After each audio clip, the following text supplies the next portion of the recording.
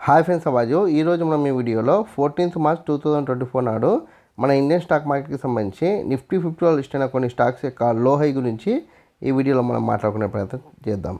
First Adani enterprises high వచ్చేసి 2935 గాను, లో వచ్చేసి 2870 గాను నమోదు కావడానికి ఛాన్స్ కనిపిస్తుంది. దాని తర్వాత అదాని పోర్ట్స్ హై వచ్చేసి 1235 హై గాను, లో వచ్చేసి 1180 గాను నమోదు కావడానికి ఛాన్స్ ఉంది.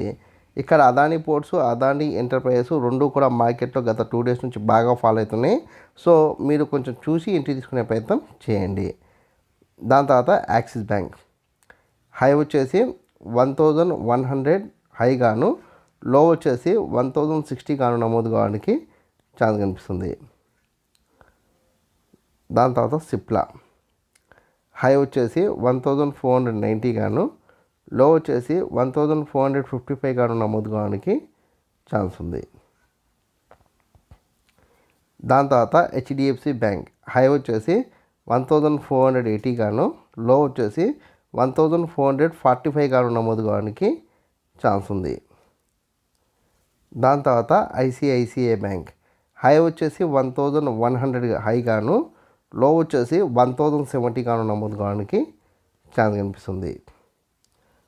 దాని తర్వాత ఇండస్ఇండ్ బ్యాంక్ హై వచ్చేసి 1530 గాను, లో వచ్చేసి 1475 గాను నమోదు కావడానికి ఛాన్స్ కనిపిస్తుంది.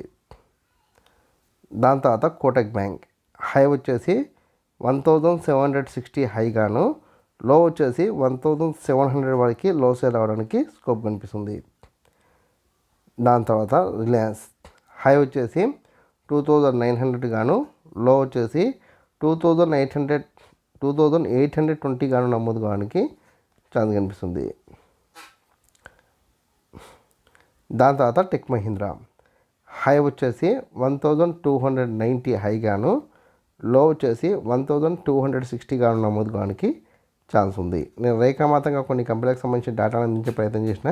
ఇంకా మీకు ఏదైనా కంపెనీ పట్ల ఆసక్తి ఉంటే కామెంట్ సెక్షన్లో కామెంట్ చేస్తే దానికి సంబంధించిన పూర్తి వివరాలు అందించే ప్రయత్నం నేను చేస్తాను.